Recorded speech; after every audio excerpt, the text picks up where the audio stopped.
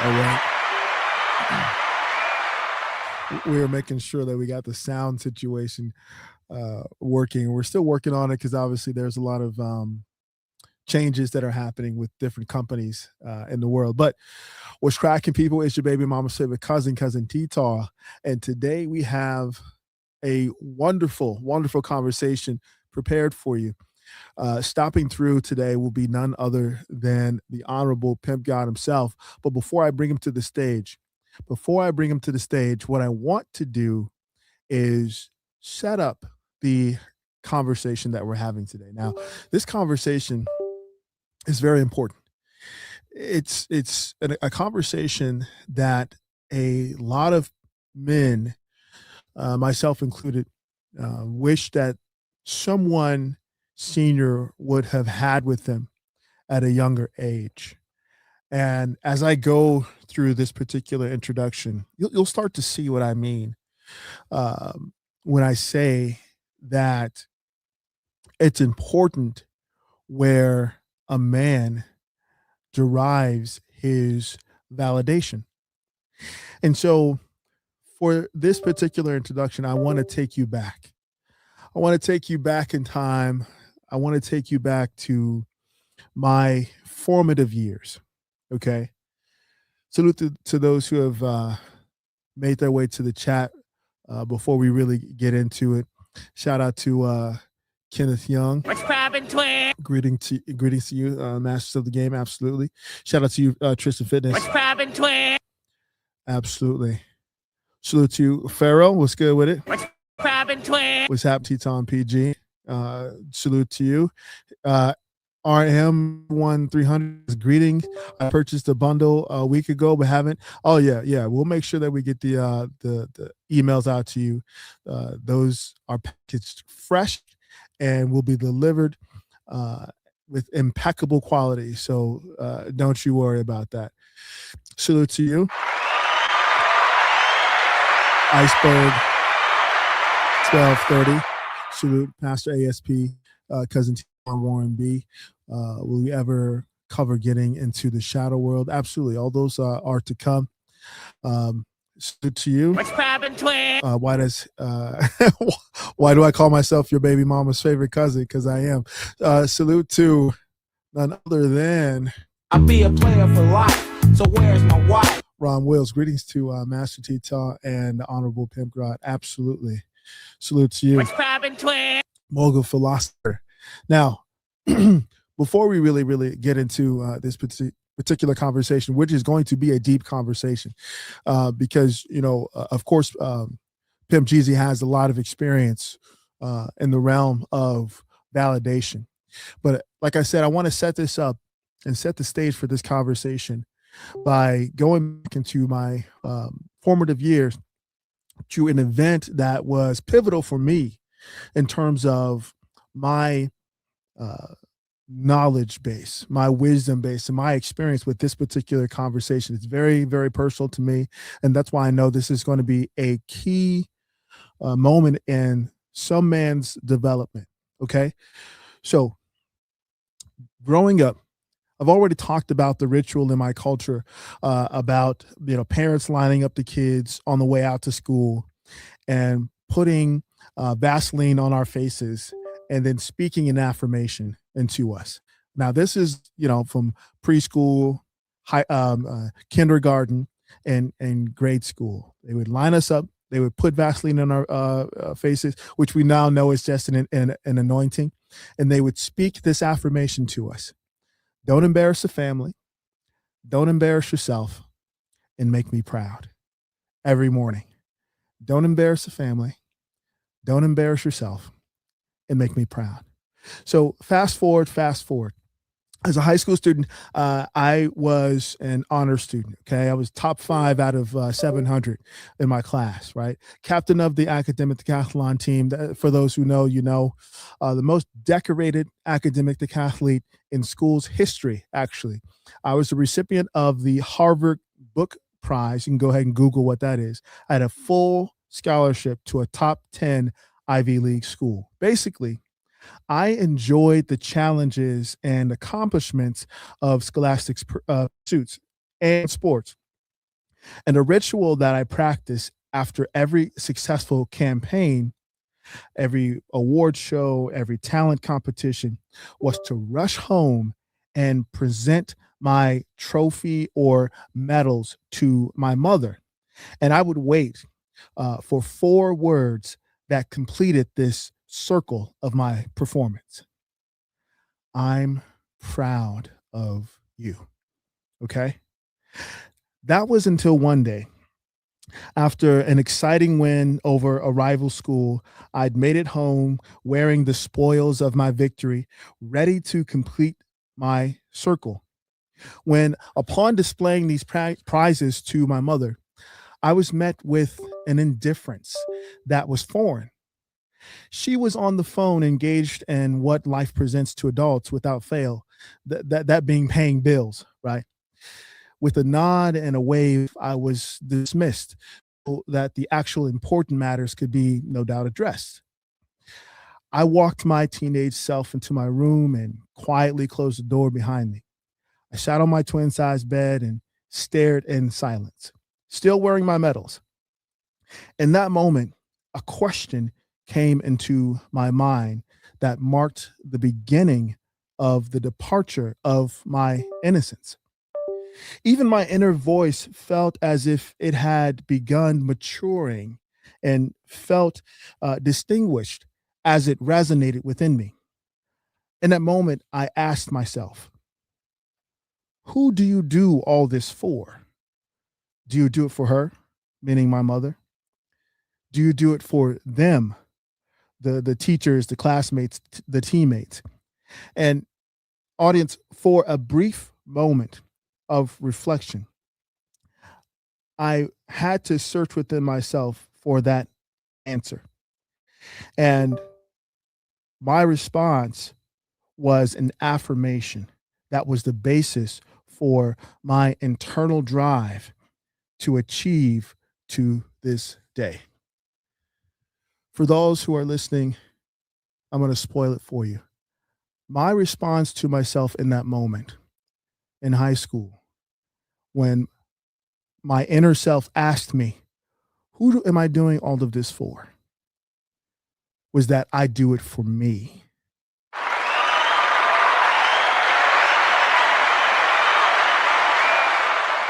You see, in that moment, I was faced with the question, what validates me?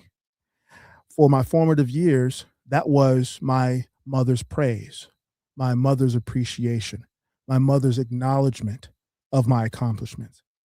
And in that pivotal moment, I had to make a decision as to what my motivating force going forward was going to be for my life. And now, in this conversation that we're having tonight, we're going to discuss where a man should derive his validation.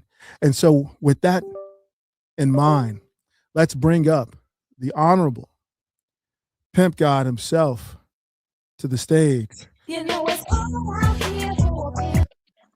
Pimp Jeezy, how you feeling? I'm good, fam. Thanks for asking. Thanks for asking. How you doing? I'm excellent. I'm excellent. It's wonderful to have you again in the Okay, house thank for you.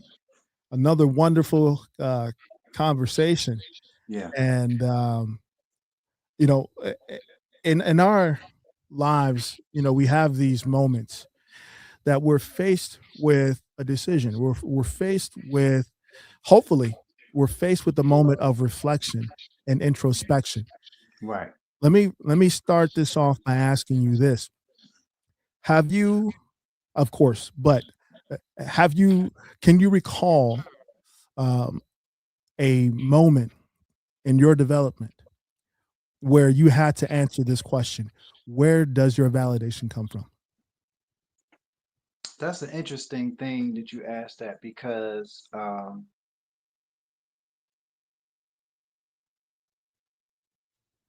it may not have ever been a question that I asked myself. And maybe it's because I had a developed anima Mhm. early on in my life. And then the other component is I had both parents. Mm. Mhm. So I knew early on that there was a difference between my mother and father. Mm-hmm. And I knew early on that without even knowing what that meant, I knew that she was the weaker vessel, whatever that meant. Mm-hmm. So, and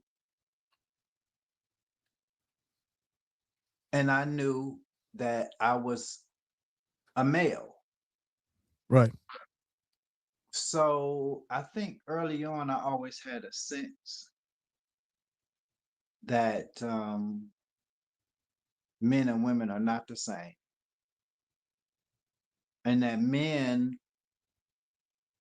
I guess, are just maybe supposed to be the leaders or in charge because my father was. Mm-hmm.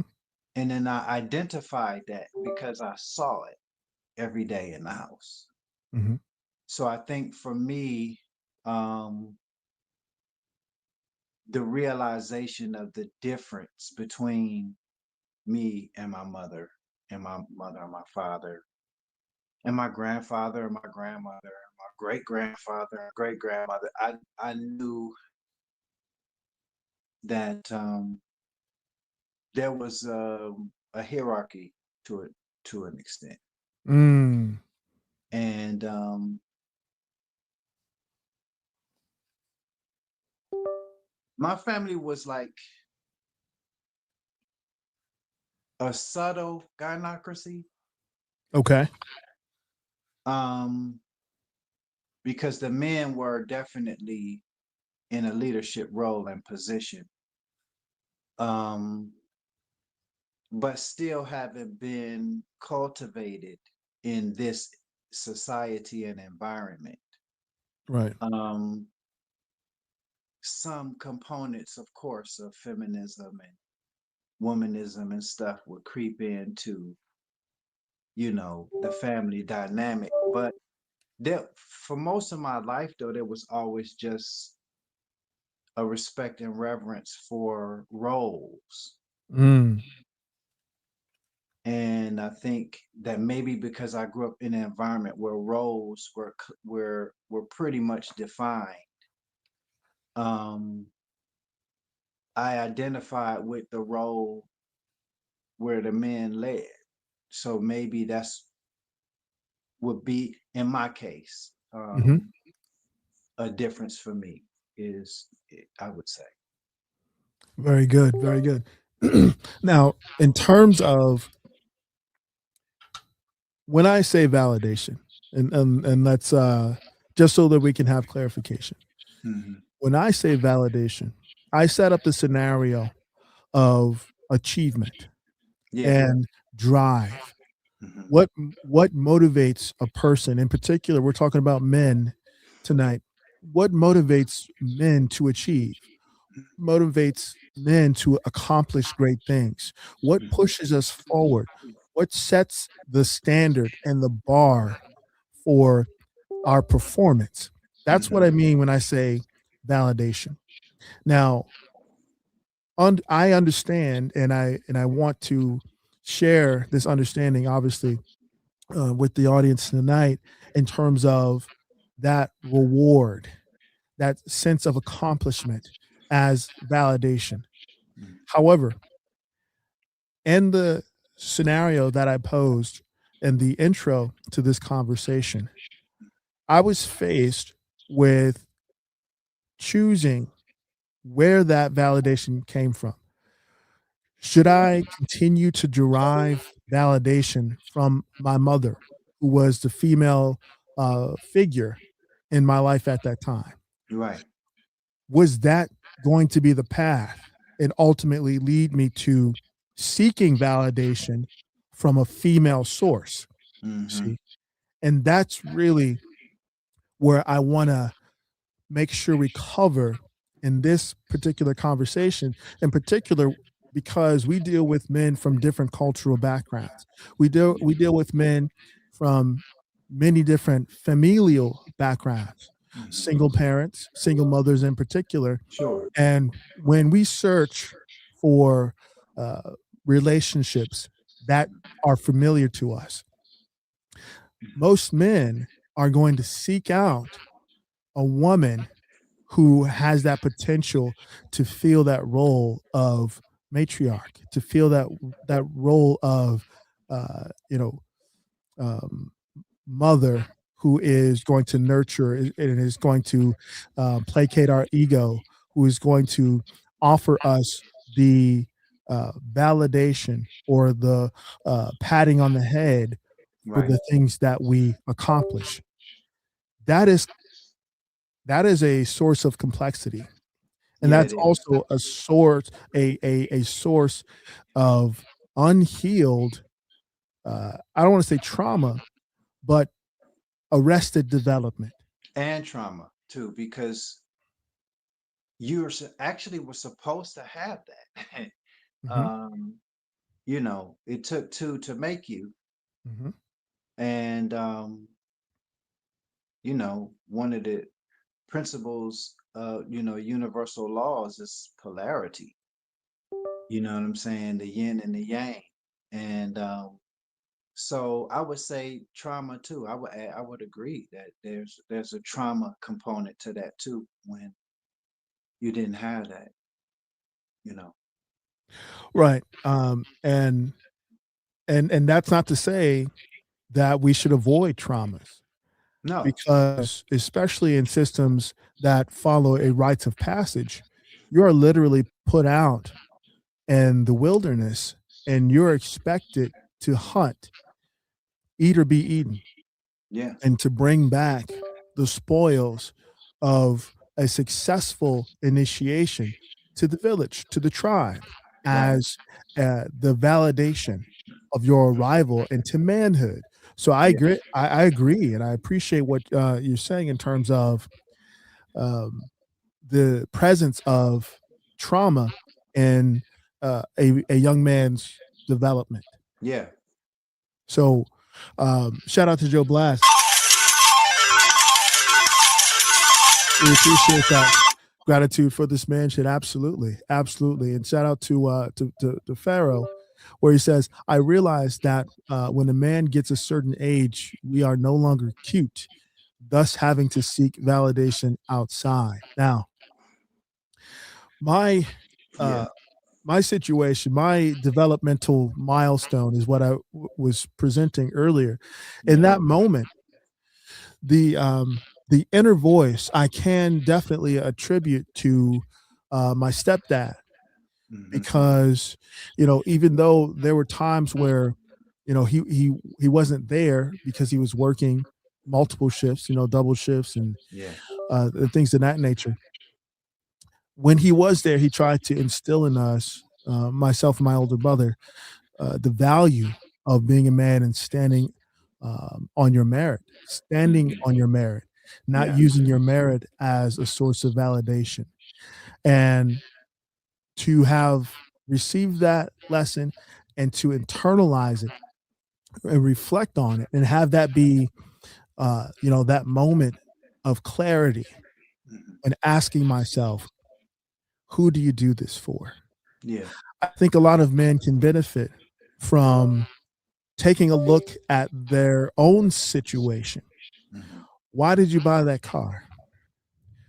Why do you have the wardrobe that you have? Yeah. Why are you seeking, a six-figure job? Why are you putting off your true interests so that you can pursue uh, money, status, and friends? Hmm. Are you doing this for the validation of a potential woman, or are you doing this for the impact that you'll make as a man, which I believe is the truest form of Hmm. validation for a man? What do you think, PG? Yeah, I definitely think so.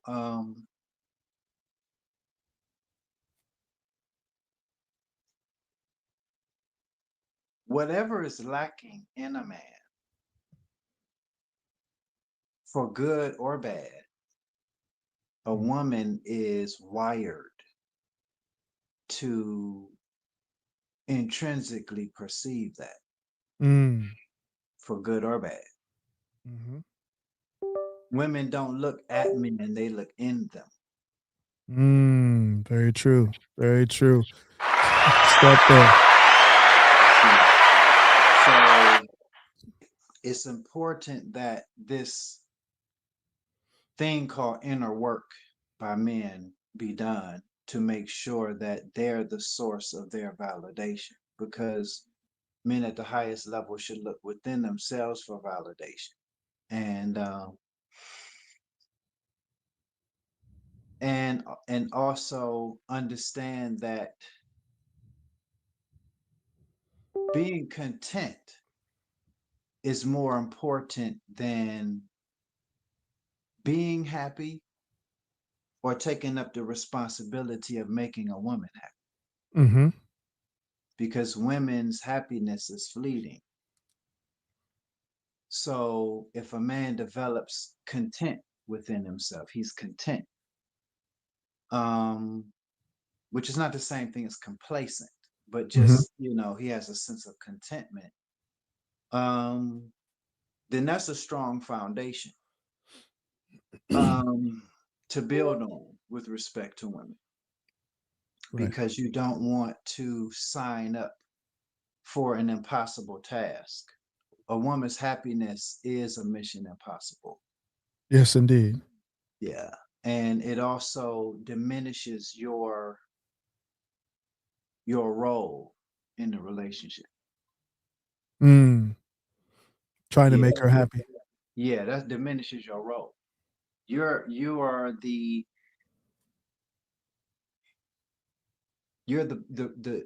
crafter, the shaper, the builder, the founder, depending on, what your life path has, is set out for you, or what you set out for. Men are the builders of society, Mhm. and women pass on the mores of that society to the offspring. They cultivate the children for the society that men build. Right. So it's important that men do that inner work, because until you're the source of your validation, until you're the source of your contentment, um, it's putting you in a bad position Mhm. as far as women. It's not putting you in a player in Mac position. Right. And in fact, to be in that position is the opposite of PIMP. It's SIMP, which, which, which is someone ignorant of Mac principle. You see what I'm saying? So you don't want to be in that um, predicament. Yes, indeed. And when we search this particular topic of what validates a man, there Mhm. are so many lifestyle pursuits. In these spaces, I like to discuss men's lifestyle pursuits.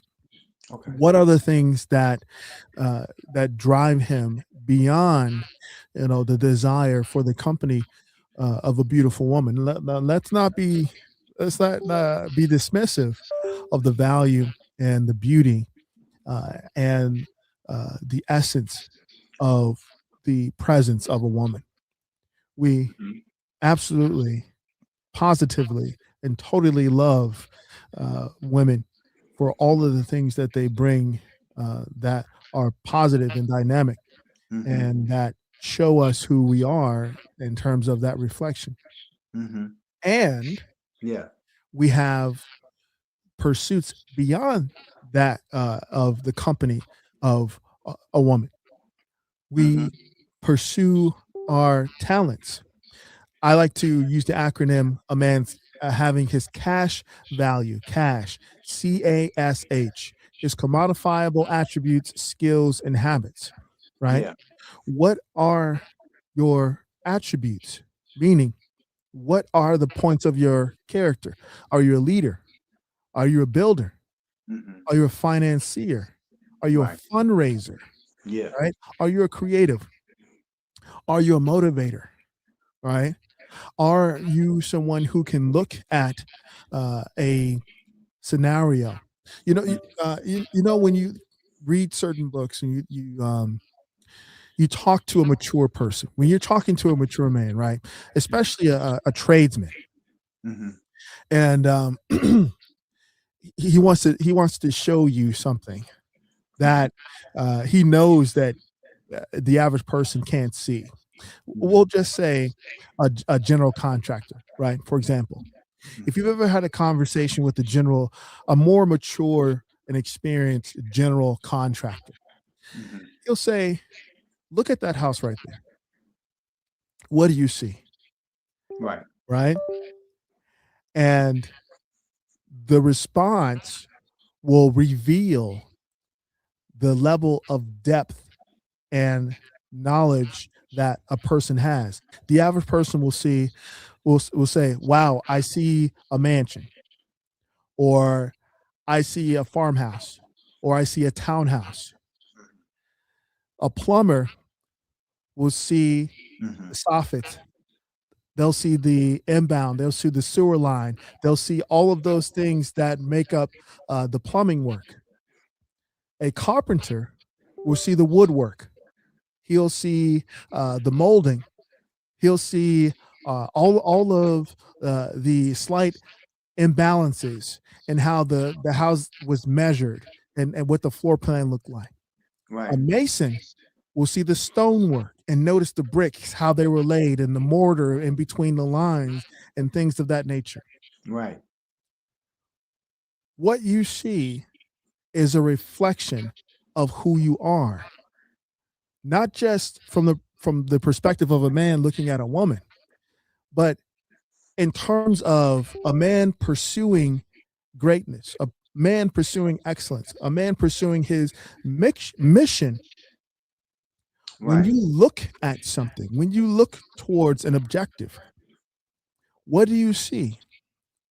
Now, let me bring this home because we have a valuable opportunity here in having Pimp Jeezy as a part of this conversation. Mm. I'm going to ask you this: when you look at what validates or what should validate a man. Now, keep in mind, I can't ask just anybody this question. I can't ask a pedestrian. I can't ask the average man. I can't ask a square this question that I'm asking PG right now. Just keep that in mind, okay? Okay. Okay. When PG considers what should validate a man, what is it that is your response? In your opinion, what is it that should validate a man? Um, I like what Farrakhan said. Farrakhan said that a sensation and a thrill and a pleasure to a degree greater than sex is when a man sets out with a definite chief aim. Even if it's just goals that's caught that you achieve in the process of. He said that that those goals accomplished, right, is actually and should be for that man a greater pleasure than sex itself. Mm, To see something that you set out to achieve come into fruition. And imagine how um, the people who make Rolls Royce feel hmm when it went from drafts and drawings and you know digital planning and 360-degree views to actually being completed hmm at the end of you know an assembly line or whatever, to actually look at your finished product. um, I believe that in the Bible when it said that after the creator made everything, Mm-hmm. then on the seventh day, he sat back and said it is good. And Mm-hmm. what was good was also the feeling of achievement and pleasure, I think, that he felt after having accomplished what was at first just, you know, something in his imagination. Indeed. Mm. Indeed. So And yeah, that's oh, validation coming from the inside out. right now, of course, we appreciate this response from PG, and of course he's going to take it no less than to the God level of game, right? Yeah, I can't help it. He said, Yeah. I'm not going to discuss what just any man finds validating. I'm gonna speak on the seventh day. Okay. Yes. Yes, sir. Yes, yes. So let's play on that for just a moment. Let's sit here and just appreciate what just happened. Okay. You spoke on an example of what brings a man validation. Your Hmm. insight and your wisdom brought you to a cosmological response, and in the creation story, on the seventh day, the Creator rested Right. and admired his creation to the Hmm. point of saying, "It is good." Now, PGI hold in my hands a copy of the seminal work, Pimp Thank God, what your mama should have told you. Oh, yeah, come on now. you. Yes, You sir. know, I do Thank my you. research. Yes, sir. I Yes, sir. get plenty books, Yes, plenty sir. books. Hmm. Now, those who are in the audience, make sure that you like, share, and subscribe. Shout out to Pimp God's information that's scrolling at the bottom of the screen. Holla at him. And of course, go to Amazon and get your copy of this book, Pimp God, What Your Mama Should Have Told You. There are definite gems in this Mm, book from one author to another. There are so many gems. And what was so interesting, mm, he wrote this. Okay, PG, he already knows, but I gotta, I gotta present it to the audience a bit more. You're, mm, on Amazon, it says that you first published this book in November of 2016. Okay, mhm, mhm, my book, I started writing it in 2018 and I published in 2020. mm. And your book covers what you refer to as a skull book, okay, or pimpology. Yeah. There are so many parallels that I've discovered in reading this book to what I encountered and lessons that I derived from being an exotic entertainer. Now, Mm. this is going to have its own conversation. We're going to Okay. reserve an entire show for this particular book. We're going to have an in-depth discussion if you would so. That would be If that's dope. okay. Yeah. Only if that's okay with you. Yep. That would be 'Cause dope. you got so many gems in here. I don't know if you want to give it.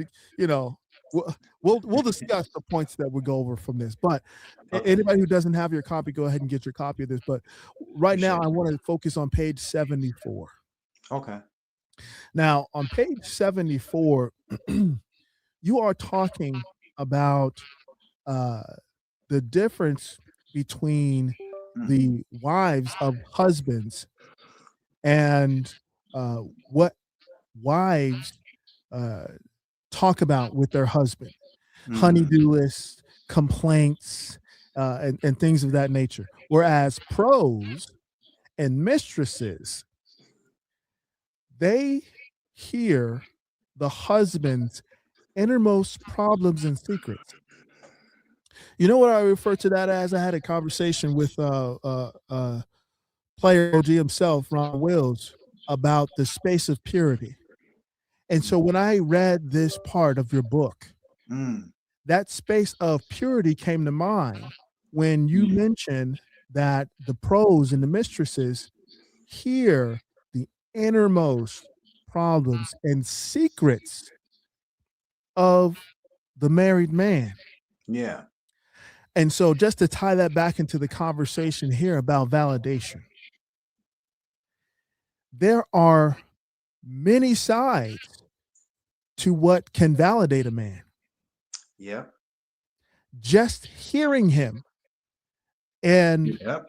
and listening to the expressions of his innermost self, that's that space of purity that I say when I say a person, everybody has a space of purity, I'm talking about the innermost self, that Yeah. self that spoke to me and asked me when I was a teenager, who do you do this for? Mm-hmm. Right? Right. Could you speak on why it's such an important um, point of knowledge to know where you get your validation, to the point where you can become a trick?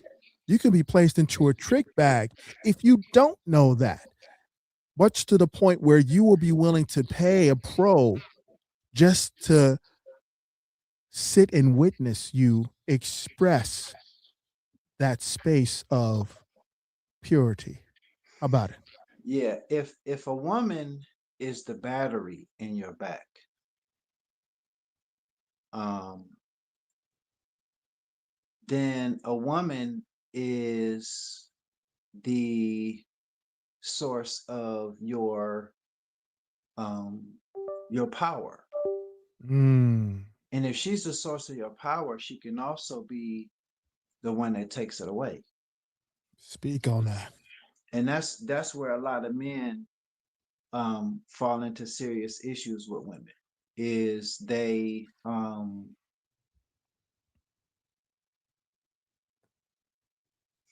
end up um oftentimes getting love bombed in the beginning of a relationship. Mhm. And that is like the prodigal son story. That's the fatted calf. You fatten up the calf.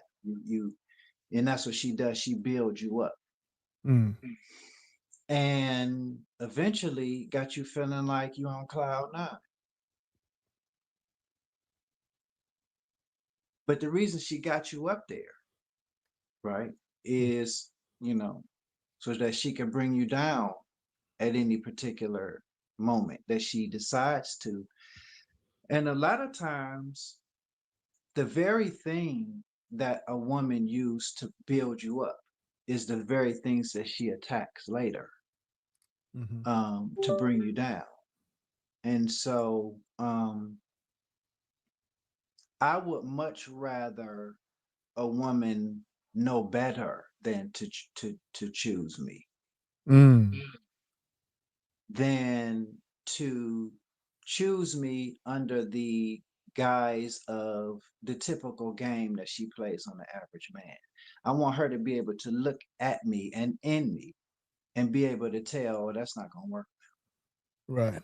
you see. And so in that sense, I would rather her not choose. Now, I'm not saying no woman, but I'm saying, the average woman is what I call in my book AHs, acceptable hoe. Mhm. And acceptable hoes are hoes that use the tactics of bona fide hoes, but they just don't have the stones thrown at them in society because they're doing it in a subtle manner. Mhm. It's the subtle conversations at the family gathering when all the women are in the kitchen kikiing. They're Mm, sharing stories about how they control and manipulate their men that's in the den watching the game. You see what I'm saying? So I would rather a woman be able to look into me and be able to tell. Because here's the thing, I say that a man should establish himself as daddy first in a woman's life before lover. Why? Not for the grown woman. And I think that's where a lot of men get that concept confused. I'm not telling you to be a daddy to her grown self. mhm. I'm telling you to be a daddy for her inner child, Mm. right? If a man was with Marilyn Monroe, right? If Marilyn Monroe was still alive and in her prime, a man of knowledge, right, is not trying to be Marilyn Monroe's daddy. He's trying to be Norma Jean's daddy. Right. You see what I'm saying? And if a woman can trust you with that sensitive part of her, then your duty is to finish raising her. Right. Right. And when you hear men say that, they often think, yeah, I'm gonna raise these bitches, I'm gonna raise, and it's like, no, you're responsible for her, both the adult and her inner child. Right. Right. And so what women often do is they choose men that they can manipulate and Mm. that they're able to see what his, insecurities and fears are. Right. So they want to be able to manipulate him. Why? Because I said in my book that game is the expressed or unexpressed intention to gain an advantage over another person. And so game, I say, was created by women to usurp masculine authority. Mm-hmm. So the position for the masculine is already there. What men have to do, as I've said before, is you need to become daddy or boss of yourself Mm. first before you have a woman. You see, and therefore, when a woman looks at a man and she looks into him, she sees that boss within him. That's going to be there whether she's there or not. And that's the key component with respect to validation. She needs to know that he's going to still be him. He's going to still be that dude with or without me. Yes, indeed. It's important that a woman can feel that. But here's the thing.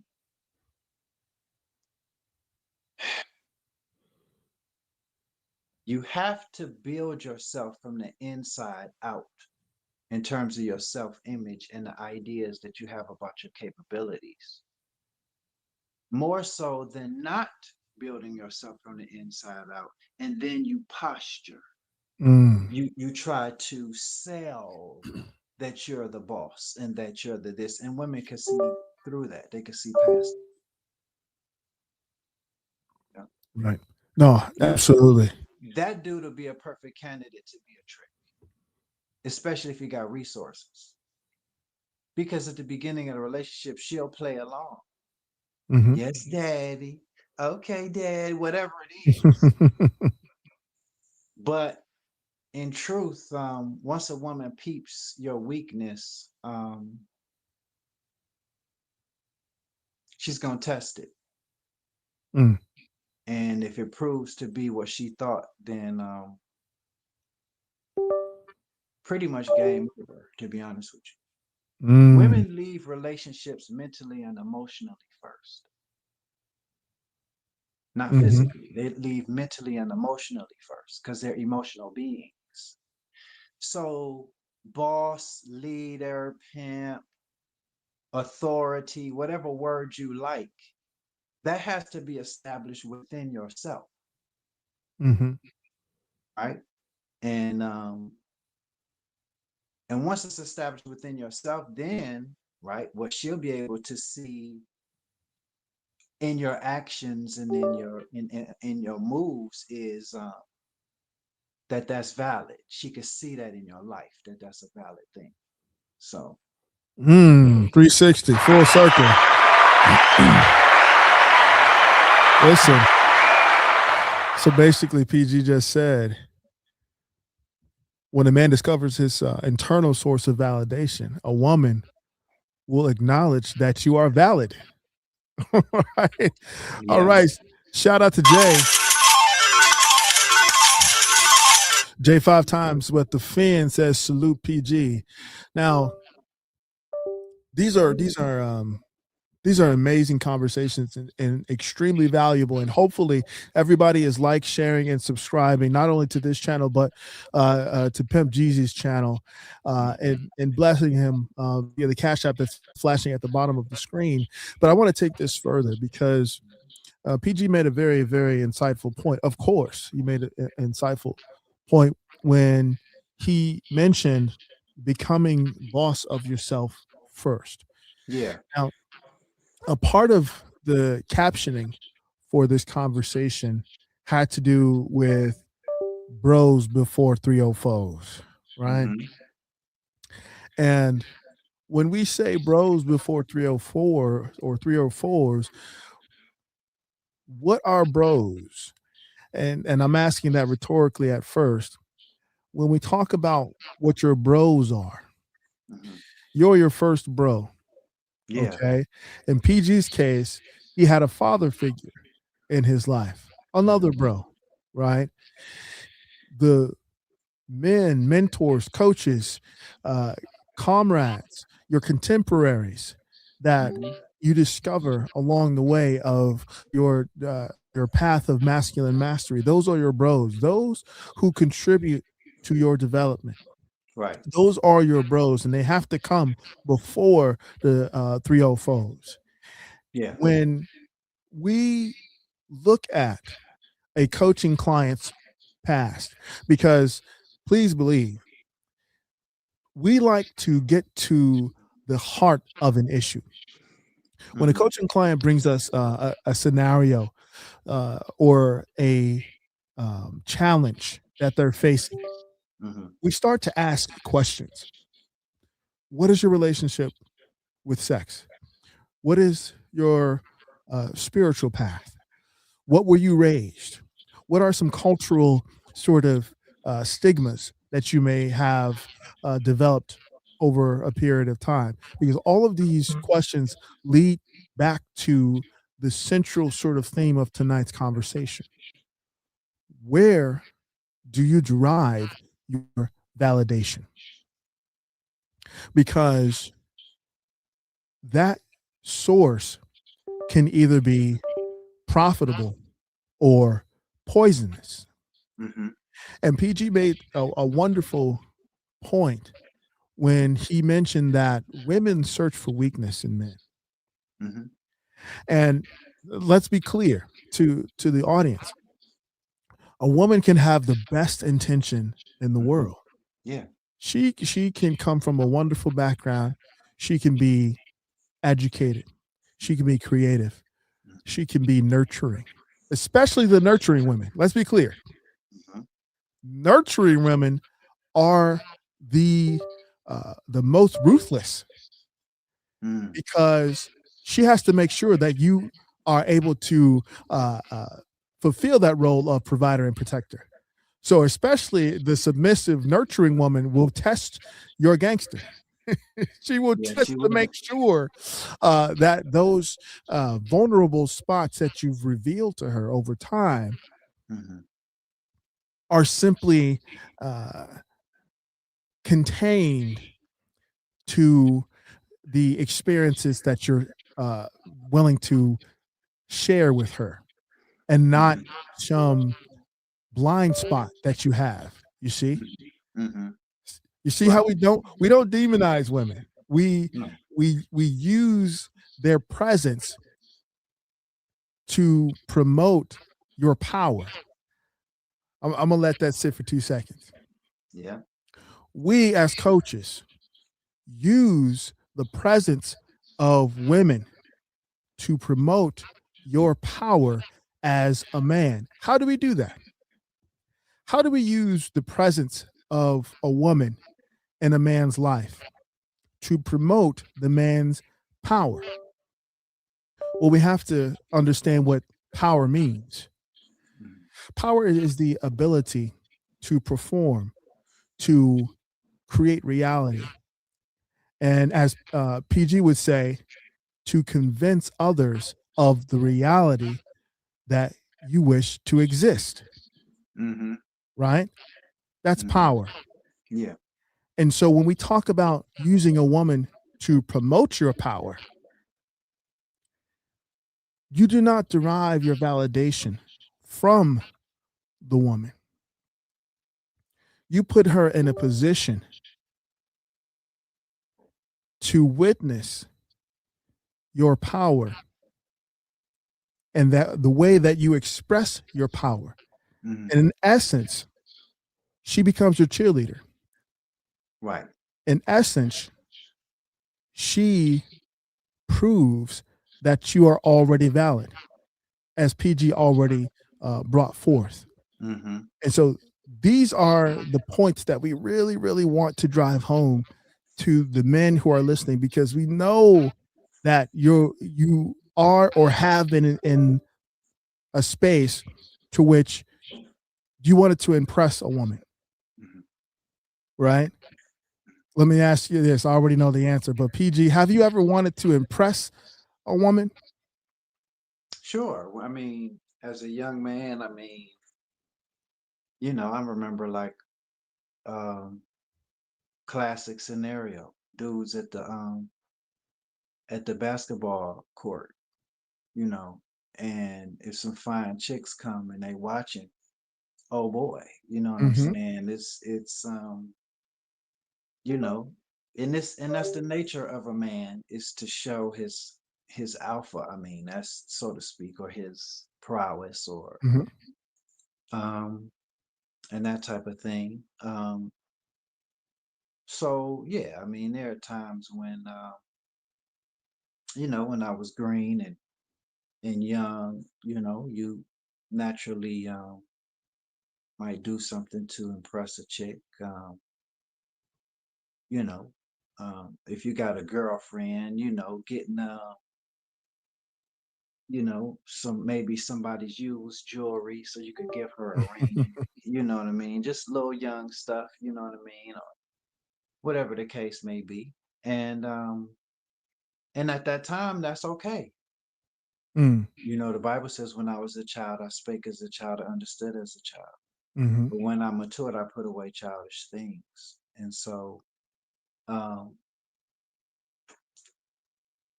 you know, sometimes when I'm on consultations, when the dude is a young man, in his early 20s, and he like, PG, I fucked up. I'd be like, man, you good. You right where you're supposed to be. You know what I'm saying? And you talking to the right person to help you to sort things out, you know. Um, but we go through stages, and the 20s is supposed to be different from the 30s, it's supposed to be different from the 40s, it's supposed to be different from the 50s, and so on and so forth. So, you know, as you um uh, mature, um the more that you mature as a man, you put away the childish need for female validation. And Mm-hmm. the more that you put that away, you look within yourself more and more and more incrementally. Um, this has nothing to do with not needing no women or none of that red pill talk. Um, a woman is a helpmeet. Mm. So, um, and some of us, we may not just need one, we may need more than one. You know what I'm saying? Yes, So, indeed.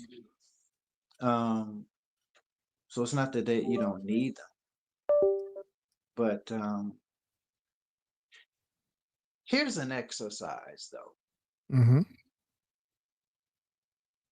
No homo. Uh-oh. But imagine that you are the weaker vessel in the male female dynamic. Okay. You cannot impose yourself on the world like a man can. Um, if the man is of normal masculine strength, um, you can't whoop him. You know what I'm Mm-hmm. saying?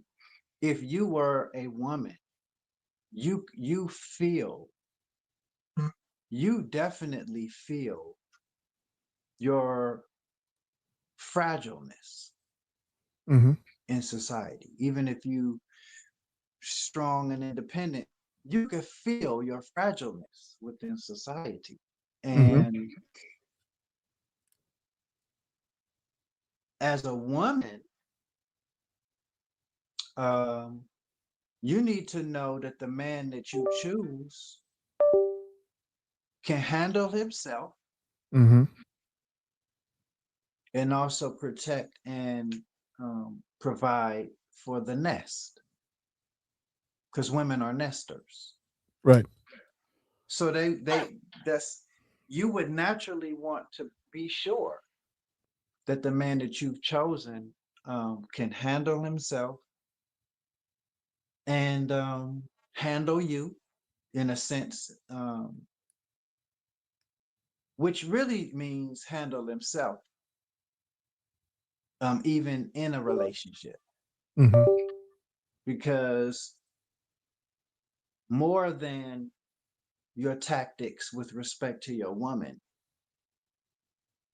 is your ability to be steady, consistent, focused, firm, Mm-hmm.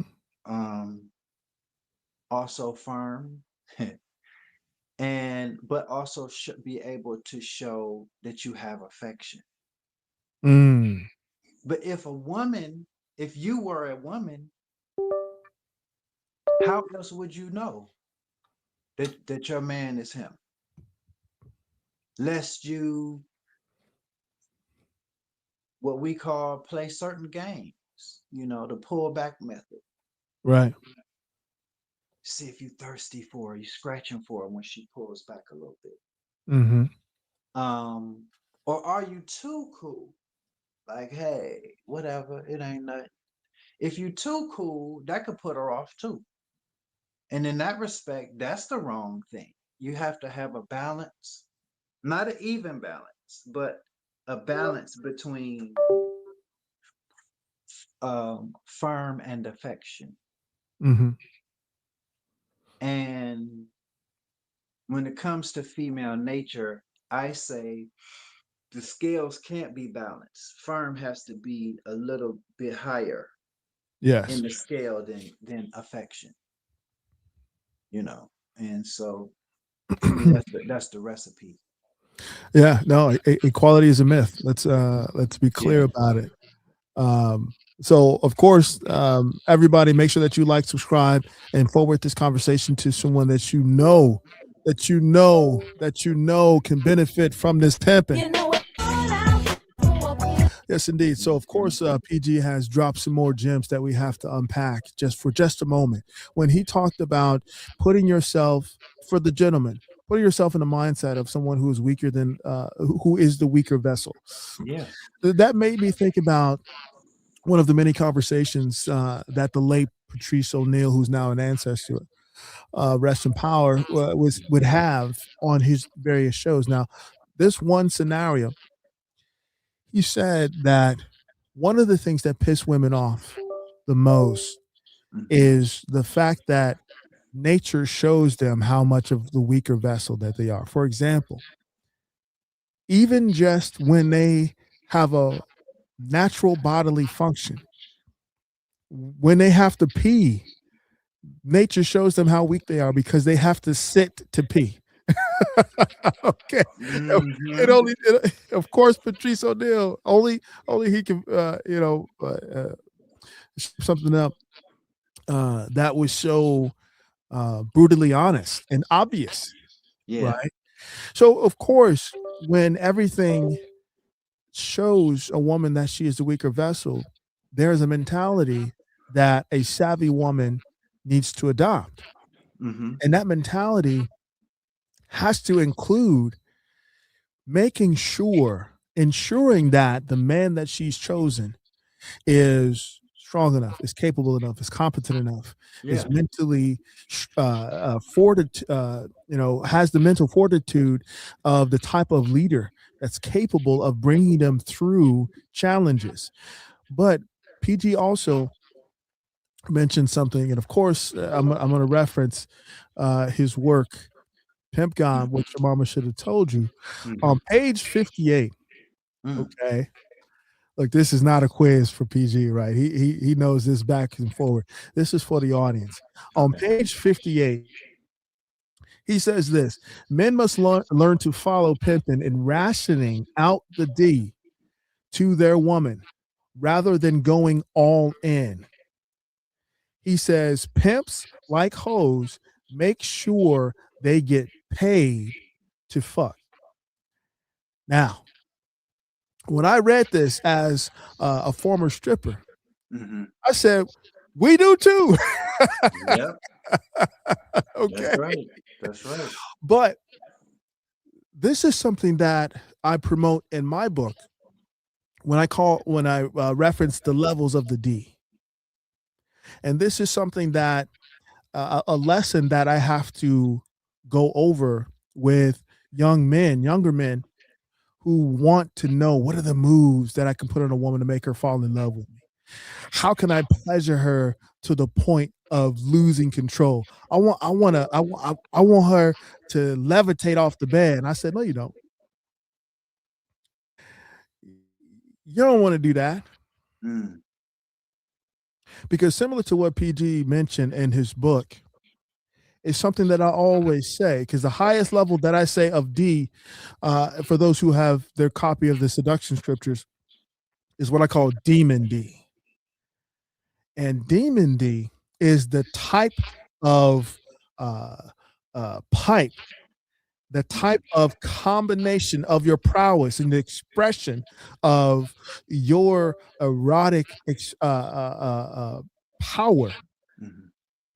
that completely disarms a woman, that completely puts her on her back in ecstasy. And you know what I said? Mm. I said, never give a woman demon D. You have to reward her with it.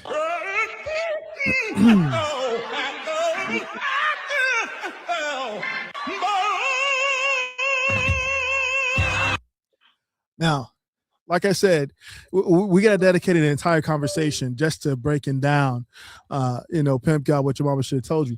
But when we talk about the two-way street of validation, right?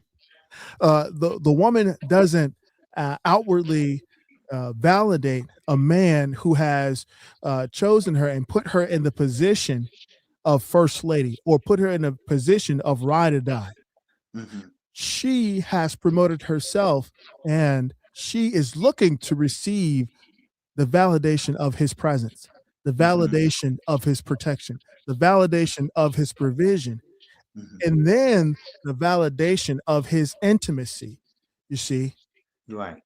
PG talks Exactly. about in his book flipping the dynamic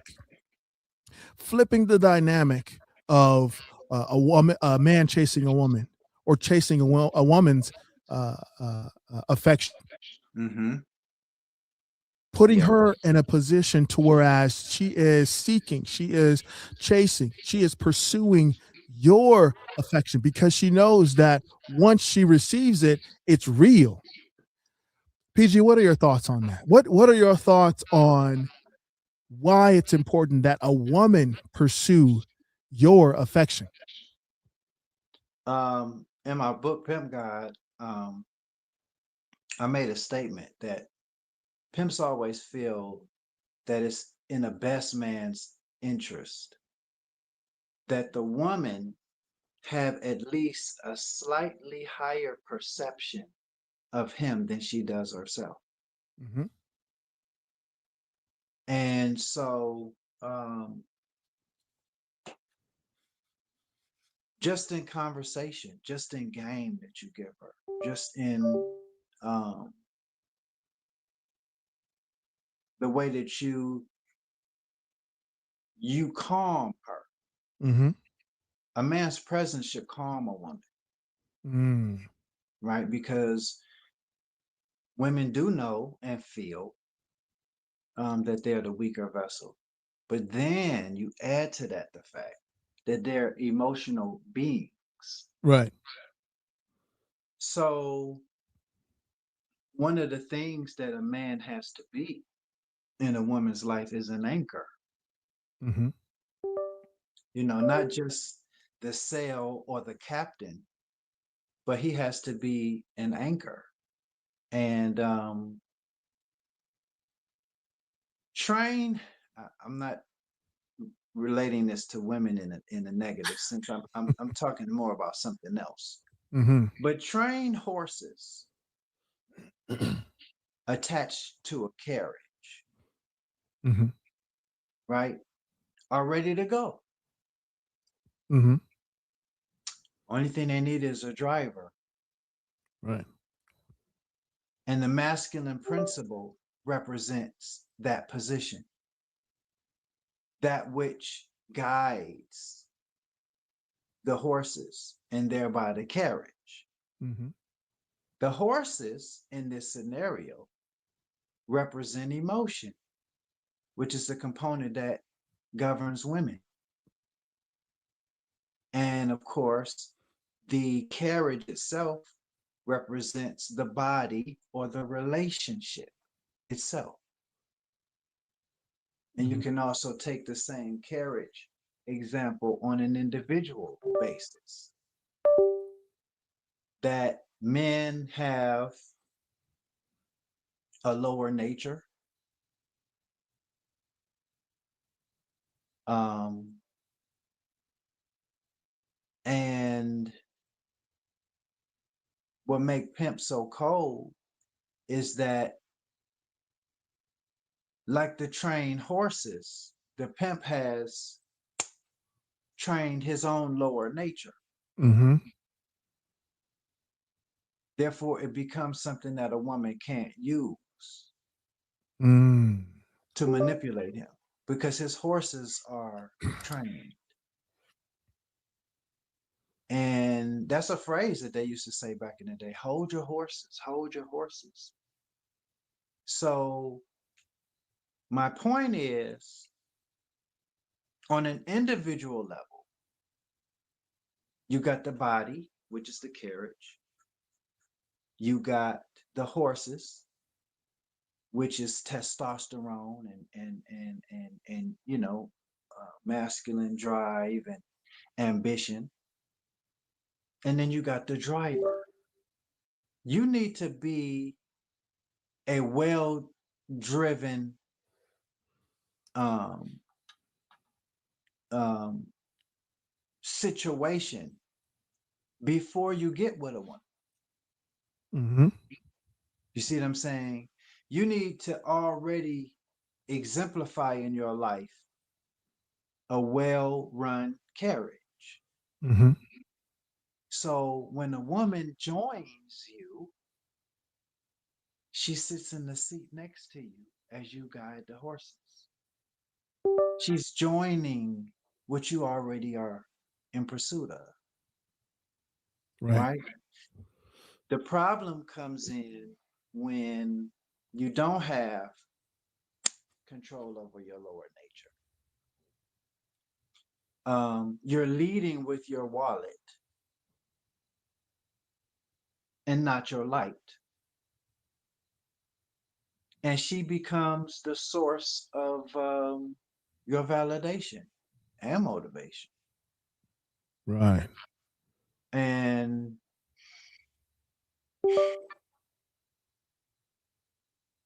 if you were a woman, listen to me, men, listen.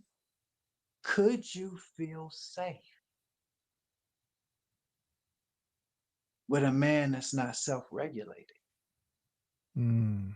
Could you feel safe if you were a woman with a man that's not controlled, directed, steady,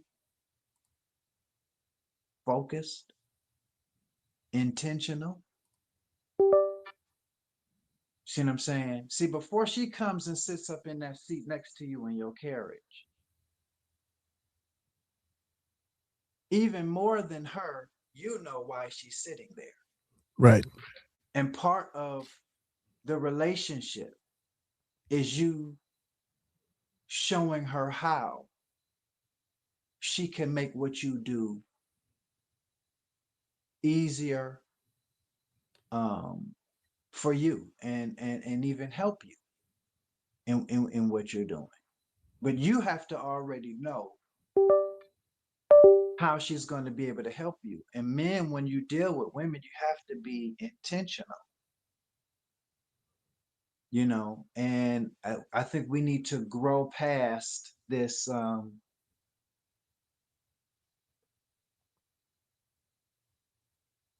just trying to get to know a chick. Yeah, I'm just trying to get to know you, you know what I'm saying, whatever, whatever, whatever.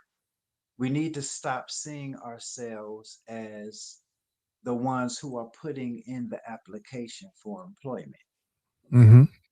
And a lot of men approach women like they're coming with their resume. Well, then that will make her the boss then. Right.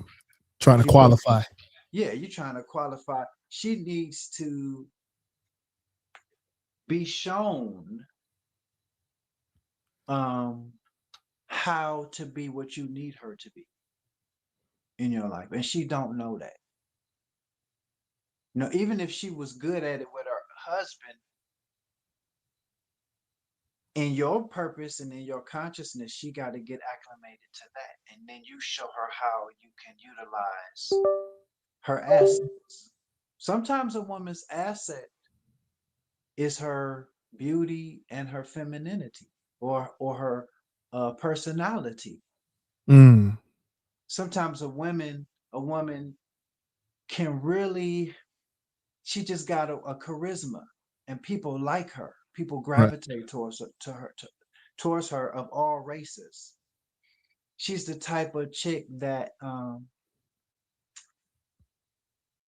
most certainly will probably get the job if she was in an interview, because she knows how to, like I said, work people, and she understands human psychology. Well, if you're a business owner, you don't always have to go on trips to represent your company. You don't have to go on trips to close deals. Especially if you're more of a shaper or founder or creator, you let her go and close those deals. If you're Mm. an international man, if she not Asian and can't speak Mandarin already, you get her ready for the world. You know what I'm saying? Whatever it is that she's going to need to be able to represent you. And, so that's key.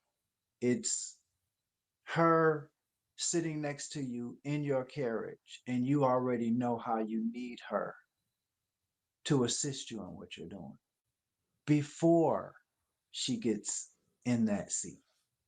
Mm. And Indeed. that's key. Yeah. Indeed. Salute to you.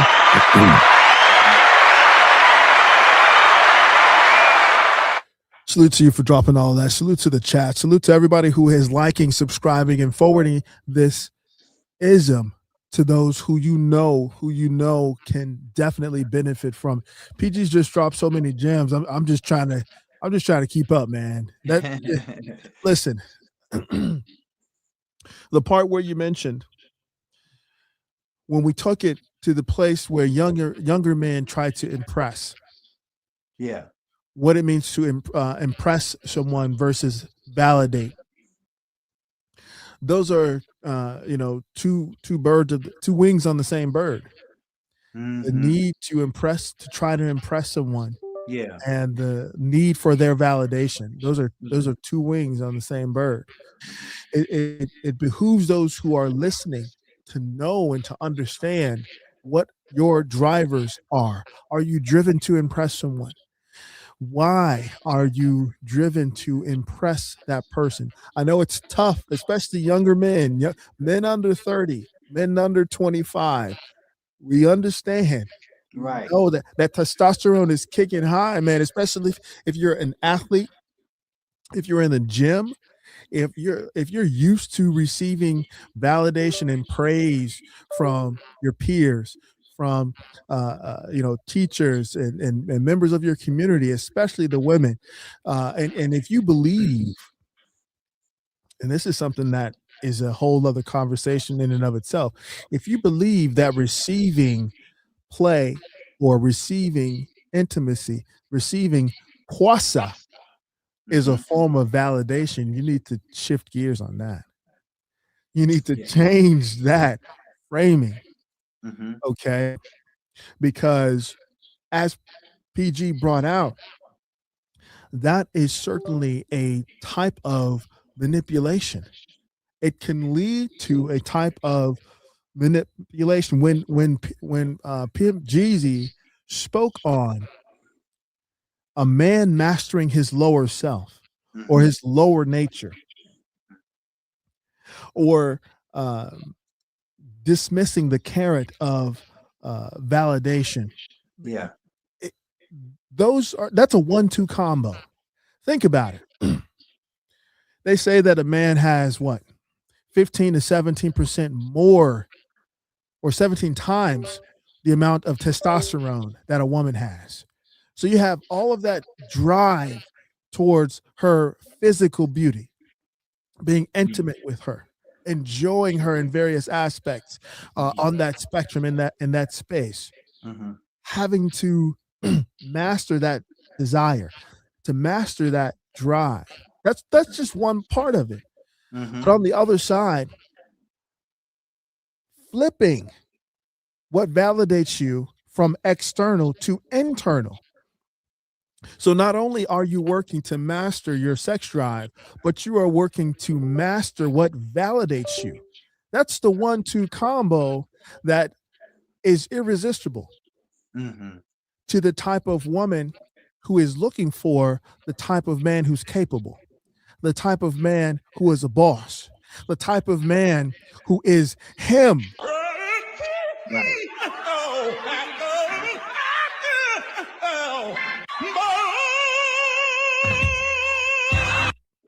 You know how you realize that you are him? Mm. The moment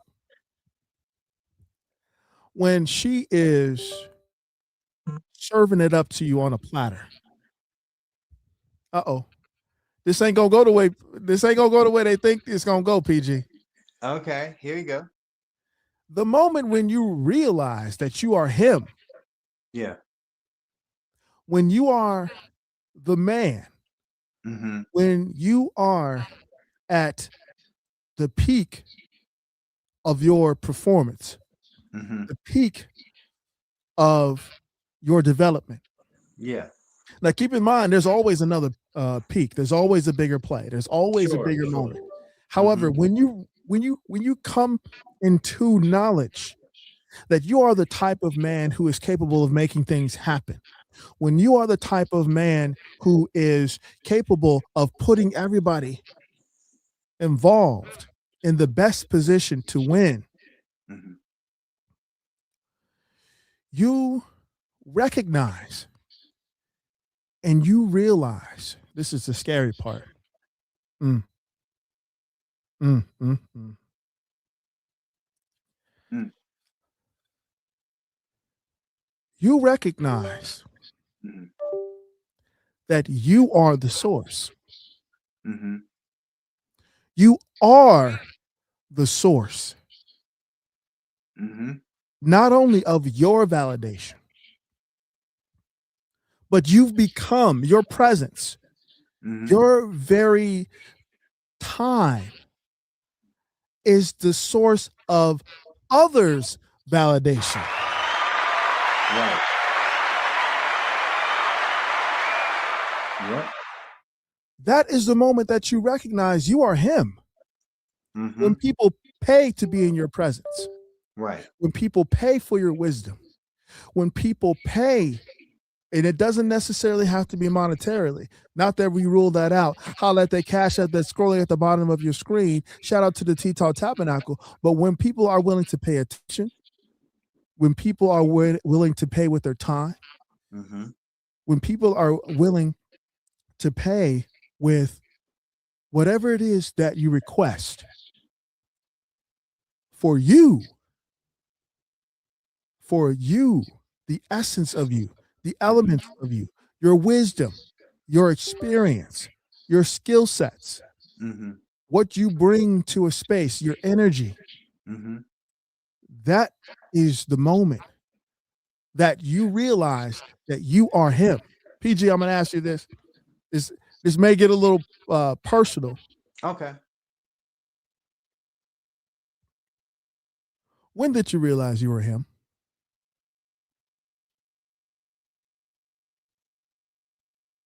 Mm.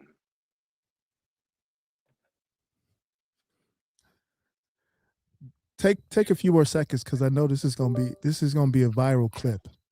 I can't wait to listen to this in one of your video posts.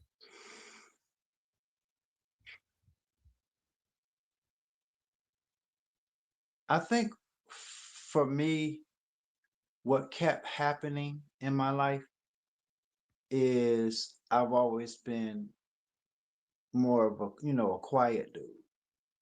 Mm-hmm. But I just noticed in my life how I always get picked up and put right in the front Mm-hmm. of whatever it is that I'm involved in. Mm-hmm. And even though I'm not always trying to sell myself or, popping and talking that shit and whatever the case may be, I think I started to realize that I was special, Mm-hmm.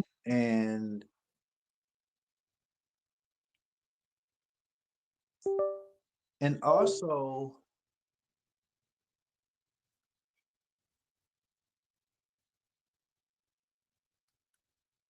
I had a measure of emotional intelligence. Mm-hmm. Um, and I'm not saying I always used it because when you're younger, you may not even know what it is. But I always heard my anima talking to me, Mm. even as a kid. And in truth, on the esoteric level, right, you become the man when you become the embodiment of God and man simultaneously. Mm. Speak on that.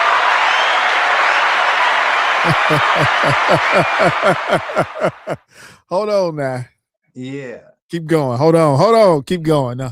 Because So, I know that flew over somebody's head. You just flew right over it. okay, yeah, But you yeah. said what you said. I said what I said. So, you really become the man when you learn how to go inward and connect to source Mm-hmm. while at the same time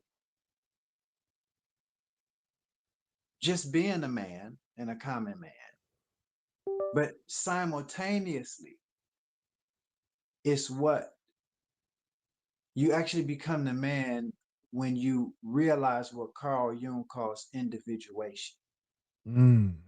or Speak on individualization. it. Okay. And if you look at the word individual, it's two words put together. Mm-hmm. The last four letters of the word individual is dual. Right. So we know we're dealing with two components. And the first part of the word, individual, is short for indivisible, Mm. meaning indivisible duality. What is that saying? It's saying my brand name, Pimp God, You know it's hard out here for a pimp. Indeed. right? Because I say that man is master all nature. Mm-hmm. starting with his own. Mm-hmm. Once you are able to become cognizant of yourself, that's what I call consciousness, Mm-hmm. you can become a player in Mac position. Mm-hmm. So everything that you do in that respect is intentional. It is focused. You got definite chief aims that you're seeking to achieve throughout your life. And you're accomplishing those goals as you go along. You're focused. You got D discipline. Mm-hmm. You got financial discipline. You Mm-hmm. got emotional discipline. You got thought discipline. Mm. Because a lot of our thoughts are not our own. They jump into our consciousness and then we nurse them until they're born in our lives. And a lot of times we nurse things into our lives that we don't want. Right. So once you got all of that down, then comes the last part of my brand name, God. Mm-hmm. So the developed man is the PIMP, the player in Mac position. But the God is the generator, operator, destroyer. Right. And that part is your divine aspect. And when you bring the two together, what I call Pimp God, right, is what you could say begins with what the Kabbalah calls the Ab man, Mm-hmm. right? It ends with the Ba, but it starts with the Ab man. Now here's the thing: we're talking about bros before hoes. Indeed. What is an Ab man? An Ab man is a superior man. What makes him superior? Because a superior man is a leader of men. So when you recognize the best in yourself and you begin to implement that in your life, you become a beacon of light for other men who Yes. have light, but it's in embryo form. And they see how your shit is shining. And so you become an influence to them, an encouragement to them to develop their light. And the superior man is highlighted by being a leader of men, at least a mentor or something that where you are in a position. It could even be just your children, your Right. sons, or Especially. or your Especially. daughters, where you begin to impute into them. Everybody's not going to be a Barack Obama. Everybody's not going to be a whatever, whatever. Mm-hmm. But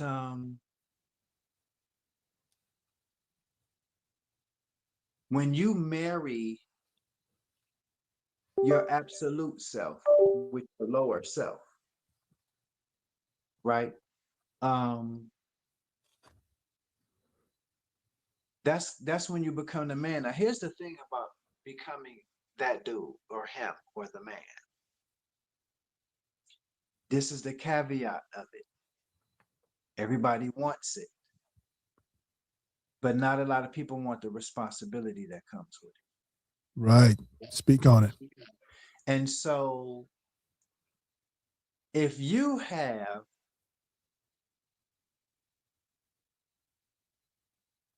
connection to source or higher consciousness early in life, that's a gift, that's a blessing. Like Mm-hmm. I always heard from my anima, but it comes with a caveat. And the caveat is at the point that you can recognize this from that, this decision from that decision, the point that you can begin to decipher where thoughts are coming from Mm-hmm.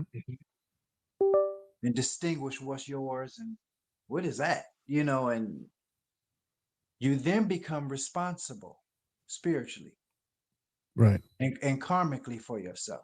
And that's the caveat of it, you know. Um, There's a danger in that, in Yes, indeed. coming into being that dude early in life, because what the Bible will call the age of accountability, that age when you become, accountable. You're now responsible and held, to the same level of accountability as an adult. You see what I'm saying? With respect to your own personal journey. I'm not talking about like your mom's rules and living in their house and that and doing your chores and that type of thing. I'm just talking about personally. So even as an adult, to become that dude or become him comes with a great responsibility, because you become a beacon of light for other men. You become a beacon of light in a world of darkness. Mm-hmm. Um, you become more visible, Right. right? So that means that mistakes that most people make in the dark, they're going to hold you to a different standard, because everything that you do is visible. Yes. And that's like they say, be careful what you wish for. You know what I mean? Just like a lot of people want to be celebrities, but the very thing that you longed for could be the source of your demise Correct. if you haven't done the inner work. You see what I'm saying? And so, I hope I answered your question. Listen, listen. First of all,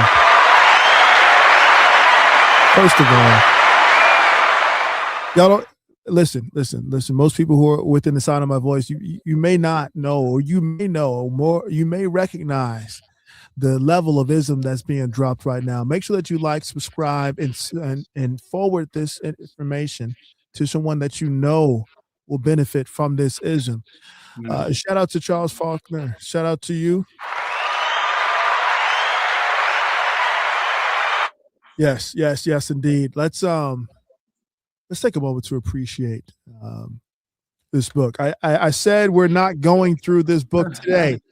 This book is going to have its own conversation. However, Pimp God is known for his position on philosophy, right? Philosophy, and I'm just paraphrasing. Obviously, he will correct me if I'm wrong, if I misquote him. A man's philosophy is how he lives his life. Yeah. It's evident in how he lives his life. There you go. When he gave his perspective on what it means to be him, how he recognizes when you became him. Mm-hmm. The moment in which there was a unification of the man and the God within. Mm-hmm. Listen. And he mentions a woman recognizing that he's superior. Everybody who is in the audience and those who are watching this playback, I want you to take out your copy, because I know you're going to get a copy of Pimp God, what your mama should have told you. Turn to page 58. Like I said, this is not a thorough breakdown. We're going to have that conversation very, very soon. Okay. Give people their opportunity to get their copy, because they are going to want to be hanging on every single word that we say in that conversation. But those of you who do have your copy of this book, go to page 58. When PG talks about being the superior man, he says this in his book, page 58. When she chooses him, it means she accepts all his rules and worships him as he is. Worship. Look, he remembers what he was thinking in the moment that he wrote this passage. Worships him as he is. Now, this particular language is not for those who are superstitious, because for those who are superstitious, they do not take the time to research the etymology of words. No. Now, as those who have listened to these conversations that Pimp God and myself have had, when we introduce a term that we're focusing on, we usually go to the definition and or the etymology of that term. When I read this for the first time, this passage for the first time, and he says, she accepts all his rules and worships him as he is, I immediately thought about the etymology and the history of the word worship. Mm. And worship is a British term, Mm. specifically British term, Mm. meaning, you ready? Mm. It means to address a superior.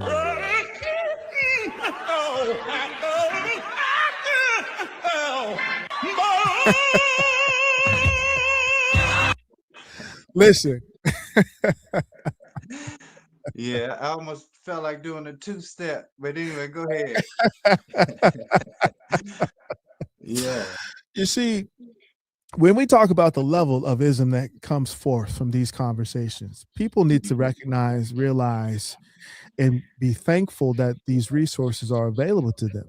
And there are greater levels of this. Just book a session. Book a Yeah. session with the Honorable Pimp God.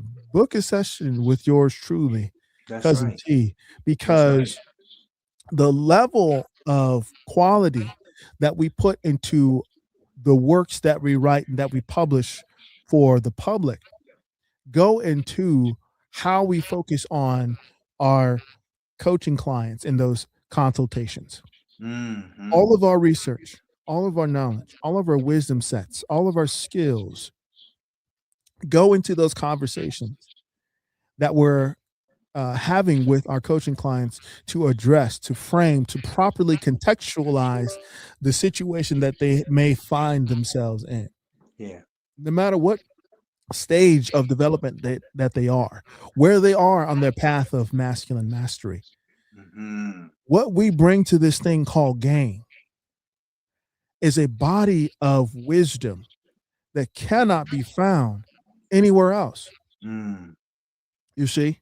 Mhm. And listen, the more resources that we bring, and then please, I'm gonna keep putting this up here for people to see. This is a valuable resource that those who are within the sound of my voice need to go and purchase right now. Go grab it from Amazon. I got this from Amazon.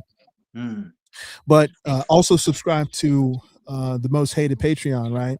Yep. Because in the context of what or where a man derives his validation, Mhm. we've brought the audience through the stages of development, Mm. through what revelation a young man had in that moment of trauma or being challenged, having his worldview challenged. We've gone Mhm. through the stages of young men wanting to impress or females who are in their vicinity. Mhm. We've also gone through how grown men, married men, Mhm. seek the validation of a pro or a mistress for the purpose of expressing their inner thoughts, their inner secrets, Mhm. right? So now, when we talk about the internalized validation, I really, really want to go back to the notion and the element that PG brought up of the seventh day Mm. when the creator rested. Yeah. admiring his creation. Mm-hmm. And this also reminds me not only of a statement that PG made, but of course, a an element that he references in his book, Pimp God, What Your Mama Should Have Told You. Mm. And that is what a pimp does in his own time. Mm-hmm. You see, and PG knows what I'm referring to when he is breaking down the history of pimping, the Mm-hmm. sporting life, as they used to call it, That's right. right? The focus internally on resting, Yes. dressing, Mm-hmm. and finessing Yes. had no parts of focusing on female validation. Mm-mm. Nowhere, none up in there. Mm-mm. When we talk about having the ability to rest in your bliss, this is me directly quoting PG. Mm. And we juxtapose that with where a man derives his validation. How would you classify the order of importance, PG? Resting in your bliss and where you derive your validation.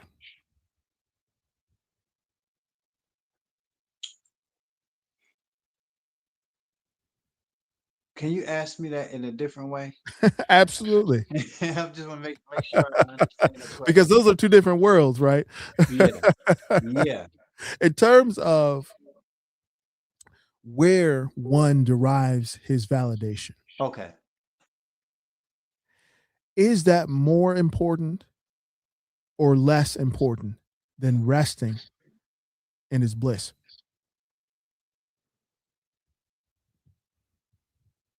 I say they go together. Because I think bliss would have to first start with a knowing, Mm-hmm. a knowing within oneself and of oneself, a knowing that God, by whatever name you call him, is not outside of you. Some people praying to the east, and that's fine.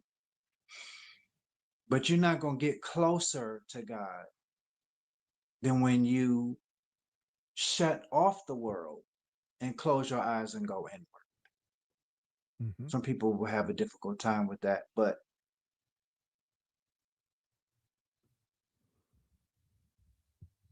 true confidence comes from knowing. Mm-hmm. And I'm speaking of knowing thyself. Right. Whereas on the flip side, arrogance often comes from not knowing Mm. and overcompensating for it. Mm-hmm. That's why out there working so hard to try to sell yourself. When you realize that you're the source, you, in a sense, center yourself. And when you become content in that knowledge, then that's the beginning and the basis of what could be called bliss later. Mm. You see what I'm saying? Bliss comes after consciousness. Mm. Speak on that. You see, and consciousness is not books that you read. A Mm-hmm. lot of people read books and they listen to lectures and this and that, and they done read some books and joined some groups, and now they think they're conscious. Mm-hmm. A good analogy of consciousness is wherever you're sitting, like in a room, imagine that in the far right corner, in the top of the ceiling in that corner facing you is a camera. Mm-hmm. And so everything that you do, whether I do this, make a call,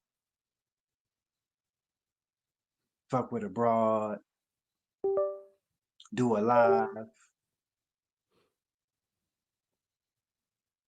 work, get some rest, whatever, recognizing that there is an essence that is observing you.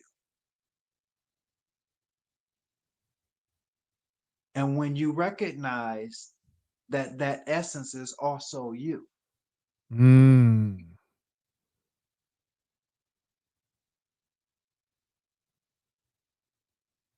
then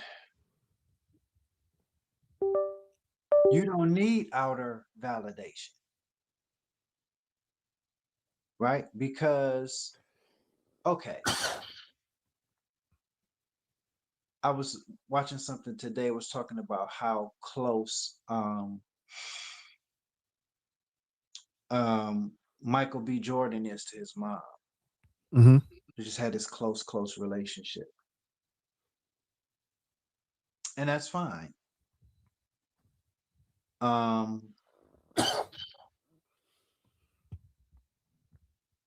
What I want to know is how close is he to his inner feminine, his anima? Because if he outlives his mom,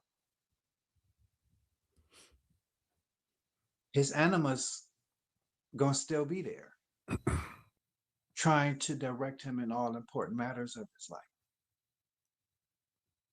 So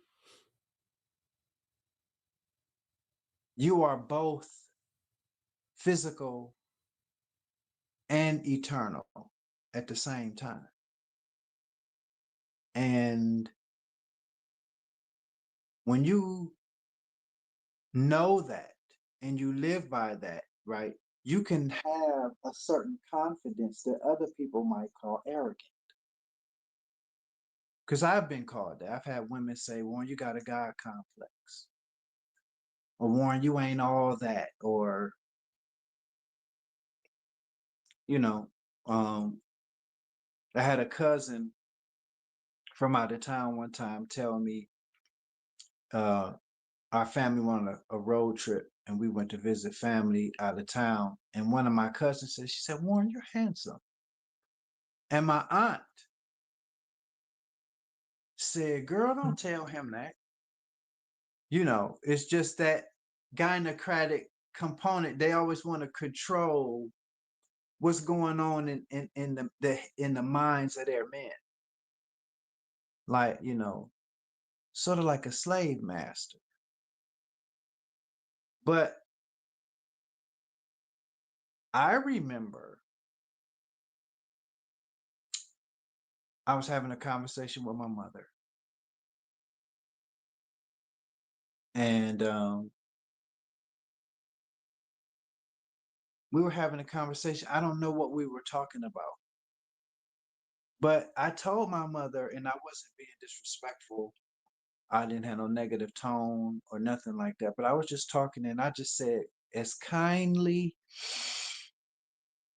as you can imagine. I said, yeah, Ma. I said, because you can't control me. Real nice about it. I said, yeah, you can't control me. Why would I say that unless I could feel that push and that pull, that tug of war for, and it egged my parents most of my life because I walked to the beat of a different drummer. And so I think what I'm saying is that I had a sense of knowing myself without knowing myself yet, that early on. And that gave me a certain kind of confidence. Knowledge of self gives you confidence. Gnosis. That gives you confidence.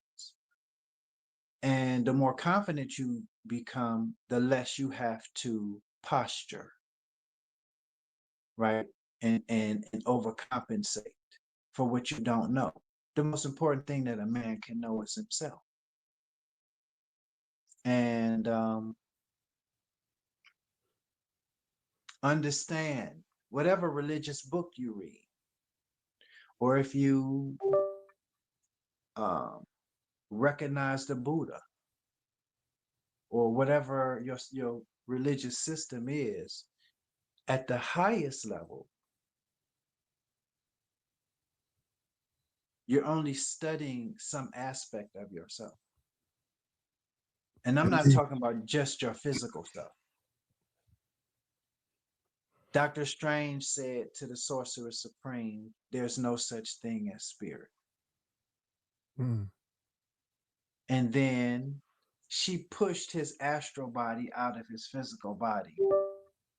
Like that camera in the corner I was talking about not long ago in this conversation, his Mhm. astral body was outside of himself looking at himself for the first time. The Mhm. self that he thought he always was. The real self is looking out of the windows of these eyes, your eternal self, Right. and connecting to that presence. If you're source and source is within you, then you seek validation within yourself first. And and like I said in that thing you just read, when a woman chooses you, right? She chooses the whole man,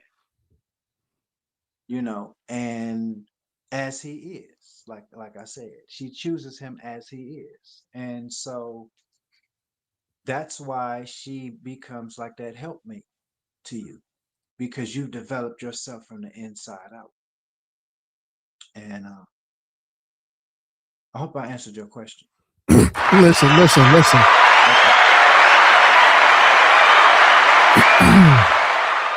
Everybody, as we wrap up today's conversation, remember, like, share, subscribe, forward this conversation to someone who you know will definitely benefit from this ism. Pimp Jeezy, real quick, a couple of things that you addressed Okay. in this wonderful answer and response that you had when you were talking about the inner knowing as a child. Mm. That was your instinct. You see, Mhm. of course, as children, we don't know what we don't know. However, Right. we are naturally imbued with a level of instinctual knowledge Yeah, we did. Yeah. that comes online and is on display Hmm. for those who can recognize that. Yeah. Yeah. And another thing that you're alluding to Mm. when you were talking about your cousins, your female cousins who acknowledged, your attractiveness, right? Hmm. And you said the older women's response was, "Don't tell him that. It'll inflate his ego." Right. Here is that book that is in reference to that. Mm. Dr. Joy DeGruy actually writes about that in this book, Post Traumatic Slave Syndrome, Wow. about um, Black mothers downplaying the intelligence of their children, of Yeah. their male children, and the beauty and the attractiveness and the creativity, so that they won't be sold, so that Yeah. they won't be removed from the family. So yes, that is a generational sort of um, response Yeah. that's been passed down. It's true. It's true. Yeah. And they want you to stay under their um, jurisdiction in a sense. That's a great word. Yeah. They want you to stay under their jurisdiction. And in so many words, when I had that conversation with my mother, and I said, yeah, Mom, because you can't control me. That may have been the day that emotionally I clipped my emotional umbilical cord to her. Mm-hmm. My physical one had been clipped, Mm-hmm. but a lot of men's emotional umbilical cord is still connected to their mother. Mm-hmm. They got to clip that in order for you to become what you're here to become. Because here's the thing, you might give your mother credit for your existence, even though you shouldn't give her more credit than your father, Mm-hmm. because your father carried the blueprint for the body and the direction for the feminine principle that was in your mother. Right. But you know, the gist of it is that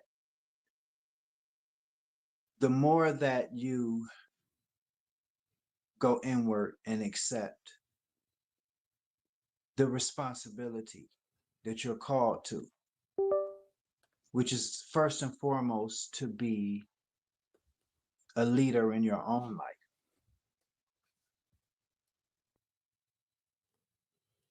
and accept the responsibility of knowing that your relationship with the creator is also an inward job, and knowing that your mother may have procreated you Mm-hmm. and carried you for 9, 10 months, whatever. But here's what your mother did not do. Your mother did not create your soul. Mm. Women don't create souls. Mm-hmm. And so at some point in every man's life, that man has got to connect to that eternal self within him and then let it take the wheel of his life, his eternal self. Women don't make souls.